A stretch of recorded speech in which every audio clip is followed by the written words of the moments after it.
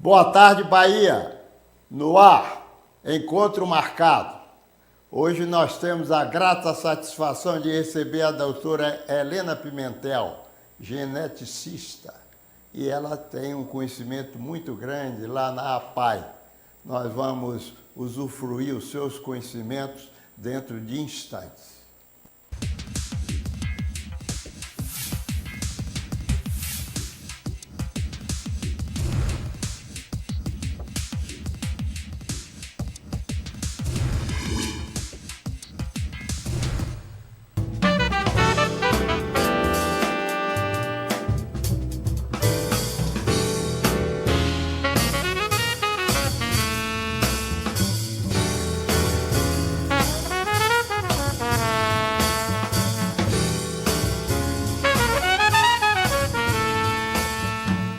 Dizia a doutora na abertura desse programa que nós íamos obter os conhecimentos nesse bate-papo sobre essa questão da fibrose cística, qualquer outro assunto dentro desse trabalho tão maravilhoso que quem faz lá na APAI tem um cabedal muito grande de experiência, de vivência e, digamos assim, de um reconhecimento, eu acho, por todo o povo brasileiro.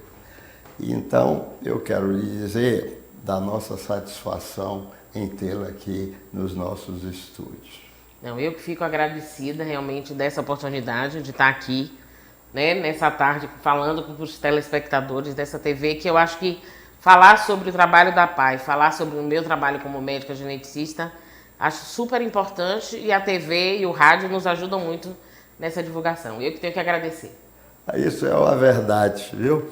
Eu quero até lhe dizer, outro dia houve uma colega sua, lá da APAI, que nós fizemos uma entrevista com ela, e eu contei a ela um fato, e vou repetir, porque aquilo me trouxe, assim, uma emoção muito grande.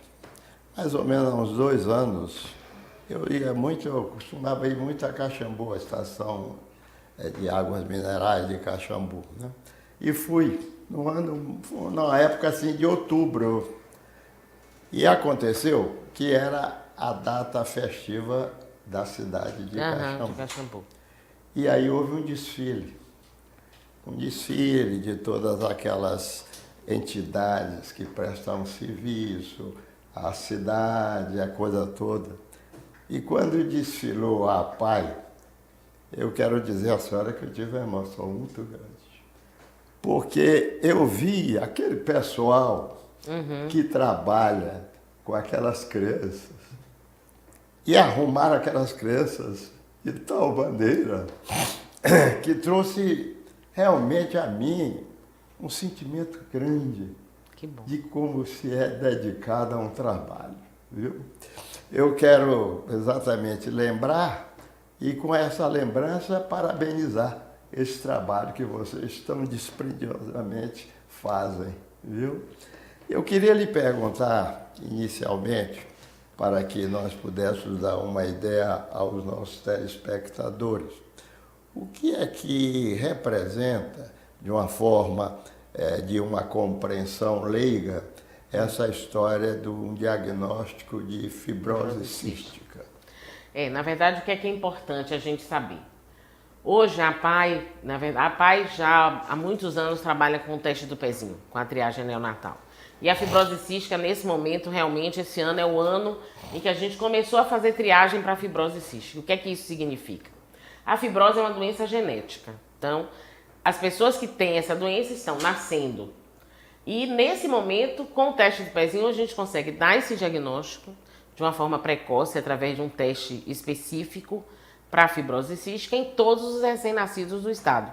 Então, primeira coisa, é super importante que todo mundo faça o teste do pezinho, que agora, inclusive, está incluído também, além das outras doenças que a gente pode falar depois, a fibrose cística, que é uma doença genética, né, que pode, inclusive, ter risco de acontecer mais de uma vez na mesma família, e que é necessário que a gente dê esse diagnóstico precoce. O que é que a gente vai conseguir com isso? Fazer esse diagnóstico, começar a tratar essa criança, A fibrose, doutor Luiz, não tem cura ainda. Não existe cura para a fibrose cística, mas os procedimentos após a triagem, como o uso de medicações específicas, o monitoramento dessa criança do ponto de vista pneumológico, gastrointestinal, o uso de vitaminas, de enzimas para ajudar no processo da doença, melhoram muito a qualidade de vida e aumenta, inclusive, a vida desse indivíduo. Então, a fibrose é uma doença extremamente importante e, por isso, na verdade, para a gente que trabalha na PAI com a triagem neonatal, a gente sempre vincula. Por isso é importante que todo mundo leve o seu filho, o seu nenenzinho, para fazer o teste do pezinho no posto de saúde da sua cidade, no posto de saúde mais próximo, que deve ter a coleta e esse exame vai ser encaminhado lá para a PAI. Eu achei isso muito interessante, da vez que realmente veio a colega da senhora aqui, a facilidade como ocorreu no desenvolvimento para que houvesse a descoberta da fibrose. A história exatamente do teste do pezinho. Porque mesmo que essas pessoas estejam afastadas de um centro mais próximo, elas têm a facilidade e a possibilidade de que esse diagnóstico seja feito desde quando mandem o material. Com certeza. Na verdade, isso realmente traz uma condição muito favorável. Como a senhora disse aí, quer dizer, a cura não existe, mas certamente há o controle para que haja uma sobrevida. Com certeza. É isso e uma mesmo? melhor qualidade de vida. Na verdade, você falou de um ponto interessante. Você está me chamando de senhora, mas eu vou lhe chamar de você. Não, pode ser boa. você. A triagem neonatal, que as pessoas pensam assim, o teste do pezinho. Tem que lembrar que o teste do pezinho é um exame. É um exame de sangue, é uma forma de diagnosticar algumas doenças através do exame laboratorial. Então, como o senhor teve uma conversa com nossa colega lá da PAI, Inês, eu creio que foi com a Inês, essa facilidade e, na verdade, essa obrigatoriedade que os pais precisam saber, que o profissional de saúde que está na atenção básica, que está no programa de saúde da família, tem que reforçar com a mãe que precisa fazer o teste do pezinho, de preferência nos primeiros dias de vida, e depois cobrar esse resultado, para que a gente possa ter todo o ciclo, ou seja, fez o exame, o resultado chegou, está normal, tudo bem, não está. A PAI também tem todo esse procedimento do ponto de vista do tratamento. No caso da fibrose, nós não tratamos esses pacientes, nós damos o diagnóstico inicial e essa suspeita, esses casos suspeitos são encaminhados para o Hospital Otávio Mangabeira, que é o hospital de referência do estado pelo SUS para tratamento de fibrose. Então, como ele já tem o know-how, tem a equipe toda lá, a gente encaminha, mas também nós participamos de todo esse processo de confirmação para que a gente possa fazer depois o que a gente chama de aconselhamento genético dessas famílias. Mas o teste do pezinho, então, essa capilaridade do teste do pezinho, você ter esse teste do pezinho em todos os municípios e as famílias sabendo, que eu acho que a importância maior de um programa como esse, é as pessoas assistirem e dizer, poxa, realmente, por que eu faço o teste do pezinho? O teste do pezinho é um exame que eu faço qualquer época. Quando é que eu faço? Quando é melhor fazer? Quanto mais cedo fizer, melhor, porque mais rápido a gente vai dar o diagnóstico e vai tratar. E todo mundo tem que ir levar seu bebê para fazer o teste do pezinho. Eu queria lhe perguntar o seguinte. Dentro, digamos assim, da difusão dessa consciência, dessa necessidade de fazer o teste do pezinho, como hoje a senhora, você vê isso, digamos, numa apreciação de estatística, se realmente há uma afluência muito grande ou se ainda há, digamos assim, uma ineficiência exatamente da necessidade de fazer esse teste. Na Bahia, nós já alcançamos em torno de 85% a 90% de cobertura, que é uma cobertura excelente. É verdade. Mas como eu digo, quando eu dou aula, eu dou muita aula sobre triagem, né? Faço capacitação para o pessoal do interior e tal. Então, assim, a triagem é para ser 100%. Nós sabemos que existem crianças que não fazem pelo SUS, fazem na rede privada.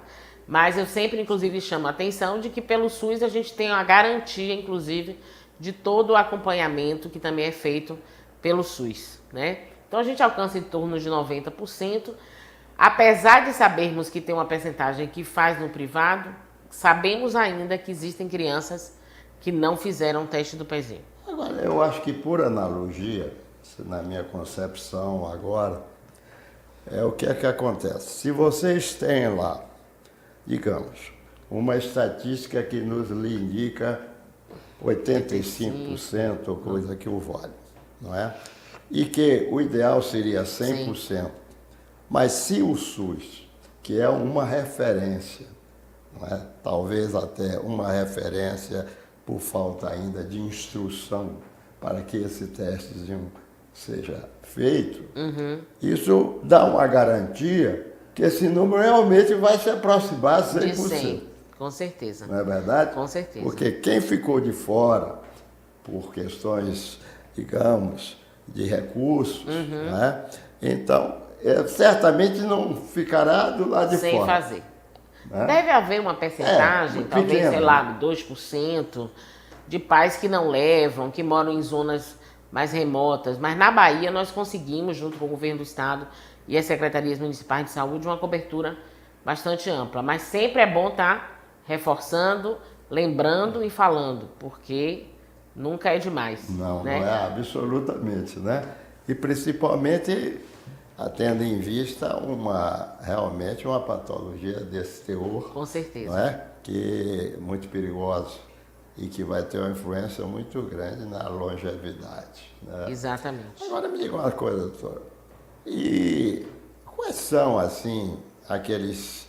A etiologia já diz que é genética, então a coisa ainda ficou já mais ou menos definida, né? E agora, digamos assim, dessa sintomatologia, dessa parte que nós chamamos de fisiopatologia, mas que para a nossos telespectadores possam entender qual é, digamos assim, o que ocorre com uma criança que realmente tenha, digamos assim, a iniciação de uma doença desse tipo. Como a fibrose, né? Na verdade, a gente sabe, por exemplo, a gente está fazendo triagem desde março desse ano. Existem crianças, no Hospital Otávio Mangabeira, muitos indivíduos sendo tratados com fibrose, diagnosticados em idades as mais variadas. Geralmente, os primeiros sintomas, o bebezinho, porque às vezes a gente fala assim, teste do pezinho é para uma criança que tem uma doença, mas na verdade, quando faz o exame, a criança geralmente não tem nenhum sintoma. Os primeiros sintomas da fibrose muitas vezes levam ao médico a suspeitar, por exemplo, criança que não está ganhando peso, que tem uma dificuldade de ganho de peso, de crescimento, criança que vem apresentando distúrbios intestinais, diarreias, porque eles têm um problema de absorção, e uma coisa extremamente importante que são infecções respiratórias de repetição. Claro que não vem tudo às vezes numa criança. Tem indivíduos que têm um quadro mais grave, que às vezes até os primeiros meses de vida apresenta até uma obstrução intestinal por causa da fibrose, o ilho meconial, que na verdade é um quadro mais complexo, que às vezes precisa até de intervenção cirúrgica, e problemas respiratórios crônicos. A criança começa, então, desde pequenininho com quadros de pneumonia.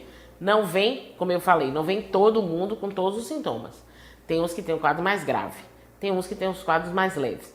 Quando não fez, por exemplo, crianças que não fizeram o teste do pezinho, o médico pode suspeitar de fibrose? Pode. Então tá com 1 ano e pouco, a criança não ganha peso, tem distúrbio de crescimento, não justifica, né, a família que alimenta bem a criança, mas assim mesmo a criança não cresce. Um dos exames é o exame, no caso, aí fazer o teste de cloro no suor para confirmar ou afastar a fibrose cística. É uma doença, doutor Luiz, difícil às vezes de diagnóstico. Por isso, se pensar, se suspeitar, tem que fazer o teste no suor. Mesmo que fez o teste do pezinho e eu suspeitar, ter o normal, e depois eu suspeitar de uma fibrose cística, por exemplo, no meu consultório, eu vou pedir o teste de cloro do suor, que é, na verdade, o teste que vai confirmar ou afastar a fibrose cística. Eu acho que essa observação que você está fazendo, ela é muito importante, porque se porventura isso nós estamos falando para os nossos telespectadores, para trazer essa observação. Aham. Se porventura não ocorreu esse teste do pezinho, ou se você, telespectador, sabe que a pessoa ou sua amiga tem um filho que pode aparecer alguma coisa, algum sintoma ou alguma coisa aparente que a nossa doutora chamou a atenção, é importante você estar atenta para poder, vamos fazer o exame necessário para fazer essa descoberta. Com certeza. Isso eu estou chamando a atenção para também enfatizar essa orientação tão grande que vocês fazem. Né? Isso, e assim, é enfatizar tanto para as famílias, né, para as pessoas, como para os médicos. Porque fibrose cística, não sabemos qual é a incidência aqui na Bahia. No Brasil, em alguns serviços, em alguns estados que já está fazendo triagem, então em torno de 1 para 9 mil recém-nascidos, como Minas Gerais. Aqui na Bahia não conhecemos ainda, vamos conhecer depois de 1 ano, 2 anos da triagem e dos casos confirmados. Já temos pelo menos 4 crianças de março para cá com o diagnóstico de fibrose cística. Então os médicos, geralmente é o gastro que vai ver essa criança, ou o próprio pediatra, a criança está acompanhando, não está ganhando peso, tem toda a alimentação adequada e não está ganhando peso, tem diarreia ou infecções respiratórias com frequência, essa criança precisa ser investigada para fibrose cística. Depois do teste, com o teste do pezinho, a gente espera pegar a maioria dos casos positivos. Mas sabemos que o teste do pezinho também pode deixar escapar um ou outro caso. Então, tem uma criança, fez o teste do pezinho, deu o IRT, que é a dosagem que a gente faz, está normal. Mas tem sintoma, vamos investigar a fibrose cística. Eu, como geneticista, geralmente esses pacientes não vêm logo para a gente. Sim. Porque geralmente o geneticista atende muito crianças que têm deformidades, anomalias como a síndrome de Down e outras síndromes que dão uma alteração na aparência. Como a fibrose não dá, esse paciente primeiro vai para o pediatra, depois vai para o endócrino, vai para o gastro. E aí é importante lembrar que fibrose cística é uma doença que precisa ser investigada. Eu queria até lhe perguntar, quando você está fazendo essa observação, qual é o percentual do falso positivo ou falso negativo? Eu não tenho um percentual exato para te dar, tá? Mas não é um percentual muito baixo. O exame para fibrose cística é um exame que a gente, quando fazendo treinamento, nos folders, no manual lá da PAI, a gente coloca. O exame, o melhor que existe é essa dosagem da tripsina imunorreativa, que a gente chama IRT. Só que ele é um exame que pode gerar falso positivo. Então, dá alterado, a mãe, a família fica angustiada, a gente precisa repetir esse exame. Se continuar alterado, aí a gente vai encaminhar para o Hospital Otávio Mangabeira para fazer o teste de cloro no suor, que é o diagnóstico, é feito através desse teste da avaliação com a equipe multidisciplinar do hospital. Mas pode também dar falso negativo. Agora é mais fácil dar falso positivo. E aí dá um pouco de estresse nas famílias. Mas isso faz parte, é um risco do próprio exame, não é erro do laboratório. É um risco do próprio exame. Então o exame dá alterado, está alterado, mas depois normaliza. Quando a criança vai crescendo, esse exame normaliza, tá? Eu queria lhe perguntar o seguinte, nesse material que é coletado à distância e que vem para poder fazer um exame, nesse contexto do tempo do envio desse material, acontece alguma coisa que pode distorcer esse resultado? Para a fibrose, não tanto. A tripsina ela é bem resistente, mas existe, por exemplo, para algumas outras doenças, até que não estão no SUS. Mas se você leva muito tempo para esse exame chegar, ou se esse exame for mal conservado, por exemplo, eu fiz a coleta, moro em Xique-Xique, fez a coleta do nenenzinho sexta-feira. Depois da coleta, deixa secar aquele sangue no papel direitinho, põe na geladeira para enfiar para a PAI na próxima semana. Não pode deixar fora da geladeira, porque aí pode realmente estragar o sangue, ou o sangue, inclusive, a gente tenta, bota lá no equipamento, o equipamento não consegue fazer a leitura. Aí o que vai acontecer? Vou precisar pedir nova amostra daquele bebezinho. Então, o ideal realmente é que as pessoas que façam a coleta sigam a orientação sobre conservação, porque a gente tem que lembrar o quê? Teste do pezinho é um exame de sangue. Só que, qual é a grande diferença? É que a conservação do sangue é no papel. E o envio é no papel, que facilita bastante. Quando não está em greve de correio, para esse material chegar pelo correio, para que a gente possa executar as dosagens. Agora me diga uma outra coisa. Quando vocês detectam e que isso é confirmado, vocês se enviam lá para o Hospital Otávio Mangabeira. Isso. É, e nesse caso, esse acompanhamento, como é que é feito no hospital? No Hospital Otávio Mangabeira, eu vou te falar do que eu sei, que a gente faz reuniões com eles, inclusive, para ir ajustando isso. Então, nosso serviço, uma equipe integrada, né? Nosso serviço faz o primeiro exame, depois, se der alterado, o segundo, e aí contacta com a família e marca, já deixa tudo agendado para o dia do exame lá no Otávio Mangabeira. O Otávio tem uma equipe de pediatra, tem fisioterapeuta, tem pneumologista, tem assistente social. Então, essa equipe atende essa família no primeiro dia, faz o teste de cloro no suor. Esse teste tem um resultado muito rápido e faz a avaliação clínica dessa criança. Que aí junta as duas coisas, né? O exame do suor e a avaliação clínica, que às vezes já tem algum sinal da doença. E aí essa criança vai ser acompanhada permanentemente lá no hospital por toda essa equipe, confirmando, e com a equipe de físio, fazendo fisioterapia, orientação sobre físio, os medicamentos, as vacinas especiais que eles devem tomar para evitar algumas infecções. Então, o acompanhamento é assim e acredito que é um acompanhamento regular, pois a equipe é bem entrosada, uma equipe muito, vamos dizer assim, disponível e entusiasmada com o tratamento da fibrose. E com a triagem, para eles, o que é que vai mudar? Eles vão pegar essas crianças ainda sem maiores complicações, então vão poder atuar prevenindo muitas complicações. E isso é que a gente espera encontrar crianças com um quadro e um prognóstico, né, uma evolução dessa doença melhor. E me diga uma coisa, e o arsenal terapêutico para que dê continuidade a esse atendimento que vem a redundar na longevidade, pelo menos presumível, dessa criança? Na verdade, como eu não trato essas crianças, doutor Luiz, olha lá, então vamos, assim, que do meu conhecimento médico, né, e até pelo fato da gente trabalhar, estudar muito essas doenças que a gente faz a triagem, essas crianças vão ter, inclusive alguns medicamentos são disponibilizados pelo Estado, né, com medicação excepcional. Então eles têm enzimas pancreáticas que têm que ser repostas, porque eles não produzem adequadamente, então por isso tem problema de absorção. Medicamentos antibióticos, né, alguns profiláticos, né, antibióticos de ponta.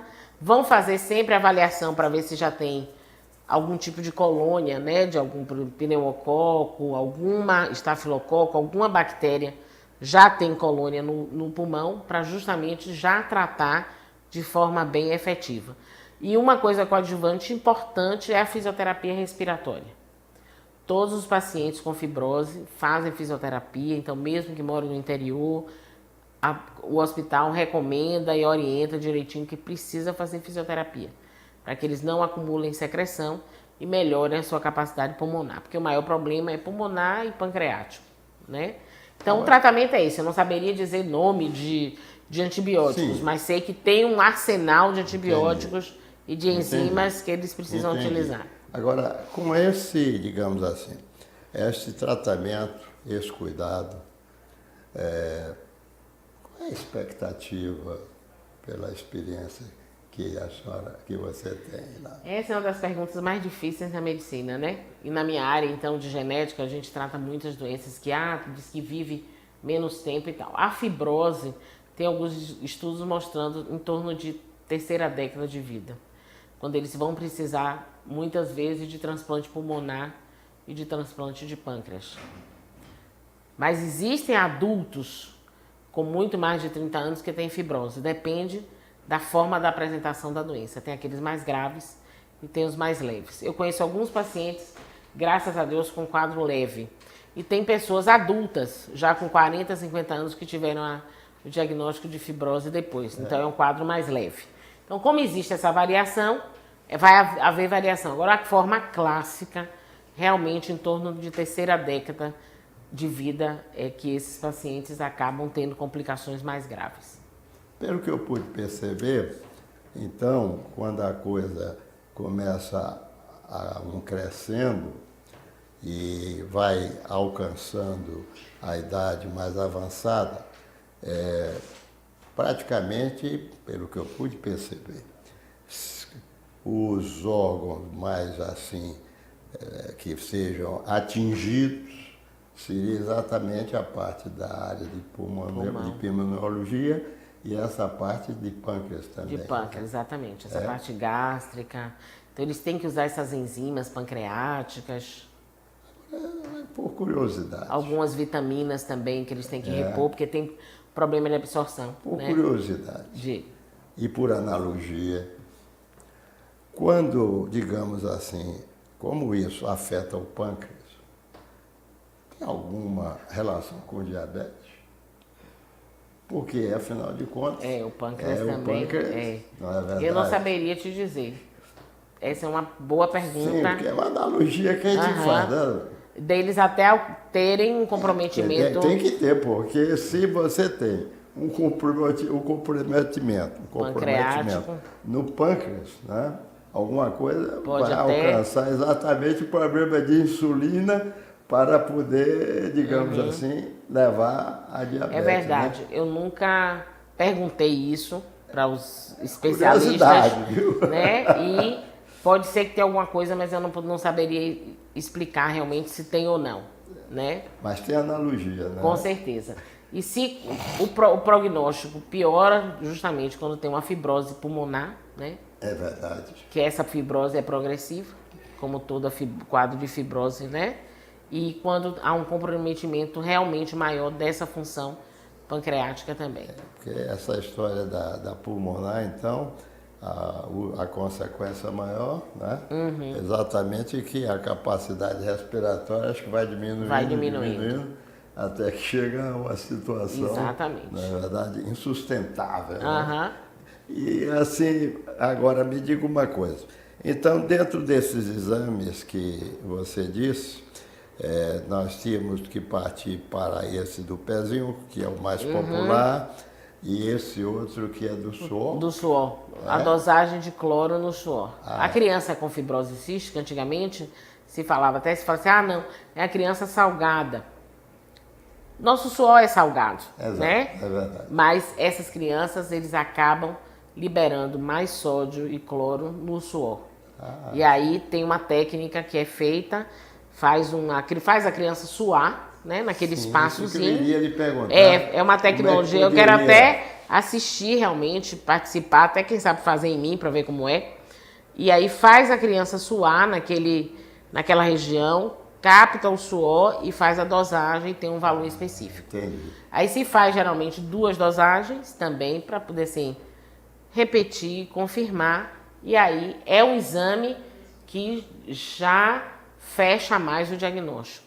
Podemos também fazer exames de DNA, né, para detectar a mutação, o tipo da mutação.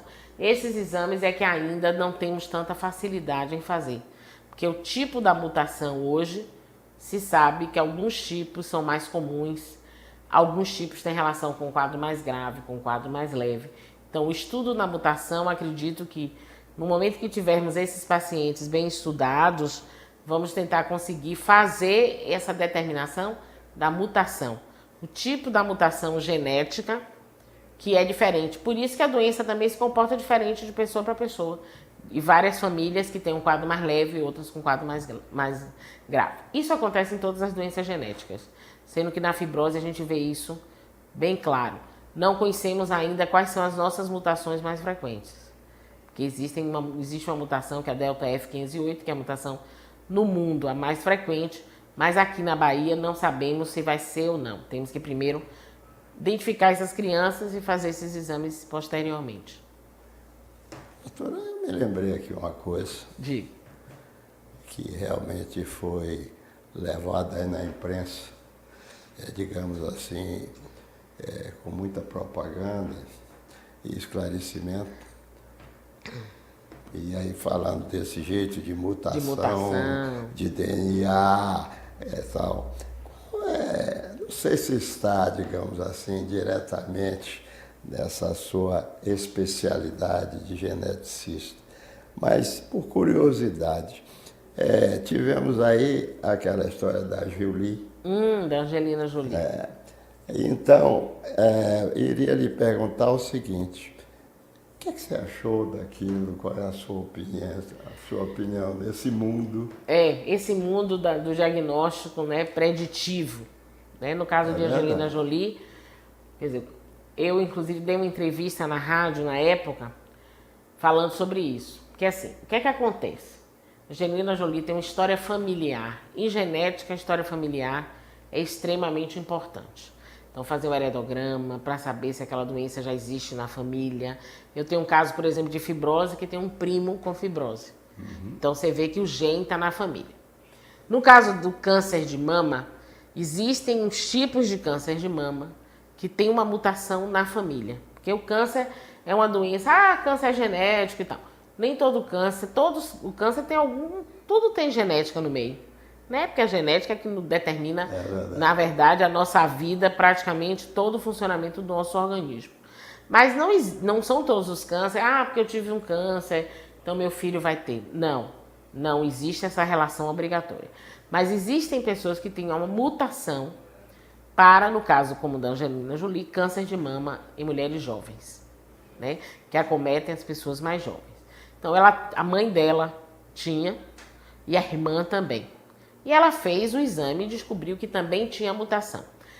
Tendo essa mutação, a chance dela ter câncer de mama, até no máximo 50 anos, era em torno de 90% de risco, 85%, 90%. Aí, como a mutação é específica do tecido mamário e também tem risco para câncer de ovário, o que é que ela fez? Ela tirou as mamas e tirou o ovário. Se eu não me engano, ela tirou primeiro as mamas e depois ia tirar o ovário, não sei.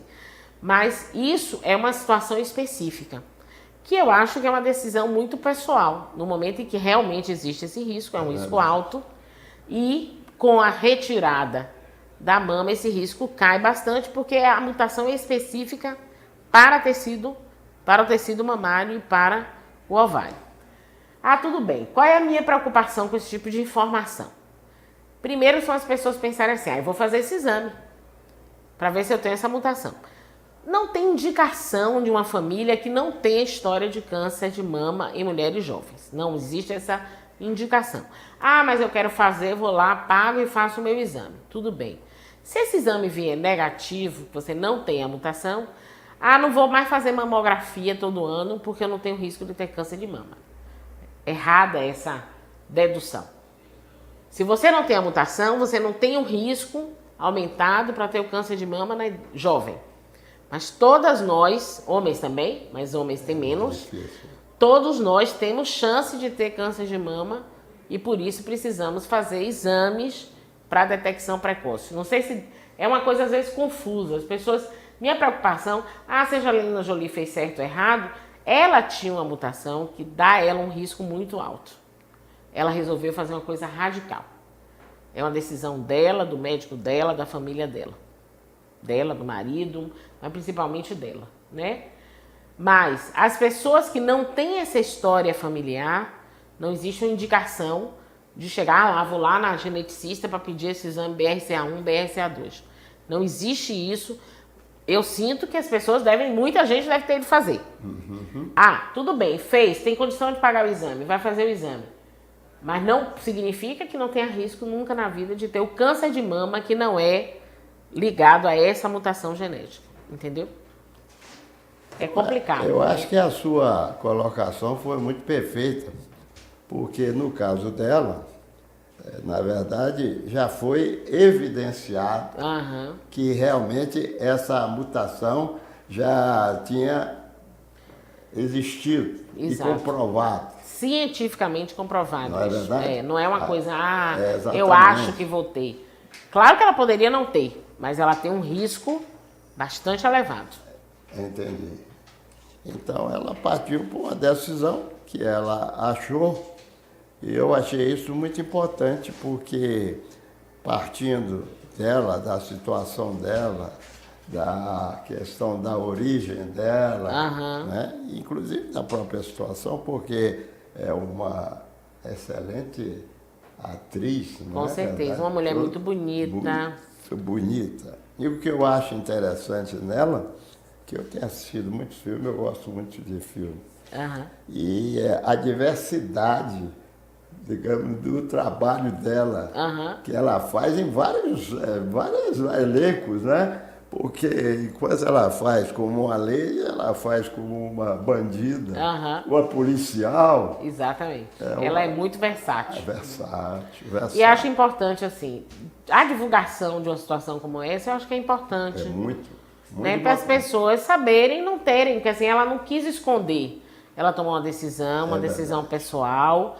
E até do ponto de vista de fazer a mastectomia, porque quando a gente tem um câncer de mama, faz a mastectomia, isso mexe muito com a cabeça das pessoas, e você vê que ela decidiu e se programou e fez, e tá aí, graças a Deus, bem, e espero que realmente ela não tenha mais nenhum risco de ter o câncer de mama. Eu também acho que essa decisão dela foi muito importante, porque trouxe uma advertência muito grande para o grande público. Quem tem história familiar, eu tenho uma amiga, inclusive, que faleceu com câncer de mama aos 40 anos de idade, e aí a irmã dela fez o exame, deu negativo. A sobrinha fez, porque é importante que aí se rastreie na família quem poderia ter também essa mutação. Existem alguns outros tipos de doenças que existe isso também, né? De você fazer o que a gente chama de teste preditivo. Não está dizendo que você vai ter com certeza, mas diz a probabilidade, e essa probabilidade pode ser bastante elevada. Porque risco de doença genética todo mundo tem. Muito bem. Eu acho, doutora, que nós abordamos aí esse problema. Creio que se conseguiu levar uma mensagem para os nossos telespectadores, digamos assim, de um aconselhamento muito bom. E eu queria lhe perguntar o seguinte, não só por lhe agradecer por essa oportunidade, mas que dentro desse contexto todo que nós aqui abordamos, conversamos, se você teria alguma mensagem de aconselhamento, algo que nós nos esquecemos de abordar, que você quisesse chamar a atenção para os nossos telespectadores e telespectadoras, com certeza. Esse é o momento. Na verdade, assim, eu que tenho que agradecer, como ele disse no início, porque eu acho que essa oportunidade na TV, no rádio, nos meios de comunicações, amplia esse conhecimento. Porque por mais que a gente faça isso no dia a dia, trabalhando com os colegas, você tem uma possibilidade de comunicação muito mais ampla. A genética é uma área que ainda precisa se sociabilizar mais entre os próprios médicos, né? Essa criança tem suspeita de doença genética, como é isso? Que doença é essa? Então, temos que pensar nessas doenças. São doenças mais raras, mas em conjunto são mais de 10 mil doenças. São doenças que dão alguns sintomas estranhos. Então, precisamos, quando tiver a oportunidade, precisamos de um geneticista para avaliar. Porque o geneticista é um médico que aprendeu a um olhar voltado para doenças que a causa pode ser desde esse material genético familiar. Eu acho que é importante que as pessoas entendam e conheçam isso. Eu gosto muito de estar falando em televisão, em rádio, porque realmente, e até respondendo perguntas, porque as pessoas têm muitas dúvidas. Tem às vezes, tenho dificuldade de ir no médico geneticista, eu vou por conta própria, eu vou porque eu acho que eu tenho algum problema. Geralmente não é assim, vem por encaminhamento de um outro profissional. Então, na verdade, esse momento é um momento que eu acho que é importante para chamar a atenção do caso do teste do pezinho, que é um exame importante para a detecção de algumas doenças genéticas. Não detecta todas as doenças, não detecta a síndrome de Down. A síndrome de Down é uma doença que dá uma alteração física, é um evento genético que muda a feição da criança, então o diagnóstico é primeiro clínico, depois pode ser feito um exame chamado cariótipo. Mas o teste do pezinho é extremamente importante, por quê? Porque porque dá o diagnóstico precoce de doenças que não dão alterações aparentes. Essa criança é normal. Aí quando você faz a triagem, você descobre que essa criança pode ter uma das doenças do teste do pezinho. Eu acho que é esse alerta que eu quero deixar, sempre reforçando a importância do teste do pezinho e que a genética faz parte da medicina e pode ajudar o indivíduo no entendimento daquela doença, daquela alteração e também da condução correta ao tratamento dessas doenças que têm origem genética. Muito obrigado, doutora, por esse Obrigada momento agradável, viu? A esse bate-papo.